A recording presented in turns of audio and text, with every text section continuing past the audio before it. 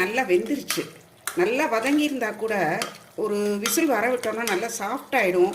ஜீரணம் ஆகிறதுக்கு கொஞ்சம் சுலபமாக இருக்கும். அதனால அந்த மாதிரி பண்ணியிருக்கேன். இப்போ அடுத்தது என்ன பண்ண போகிறேன்னா, இதில் கொஞ்சம் நல்லா மஞ்சள் தூள் போட போகிறேன். பெருங்காயத்தூள் ஏற்கனவே போட்டோம். உப்பு வந்து நம்ம அந்த பச்சை மிளகாயோடு அரைச்சிட்டோம்.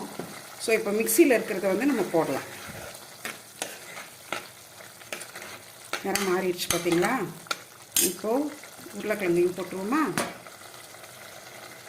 உருளைக்கிழங்கு வேக வச்சு நல்லா மசிச்சு வச்சுருக்கேன், உதுத்து வச்சுருக்கேன். நறுக்கலை, நல்லா உதுத்து வச்சுருக்கேன். ஸோ இதையும் போட்டுட்டு இதில் கலந்துடலாம். கலந்துட்டு இந்த மிக்சியில் அரைச்ச விழுது இருக்கு இல்லையா, பச்சை மிளகா, உப்பு, கொஞ்சோண்டு பொரிக்கடலை, ஊற வச்ச முந்திரி பருப்பு, உப்பு எல்லாம் போட்டு அரைச்சதை இதில் ஊற்றுறேன். உடனே கிண்டிடணும், ஏன்னா கொஞ்சம் கட்டி தட்டிடும்.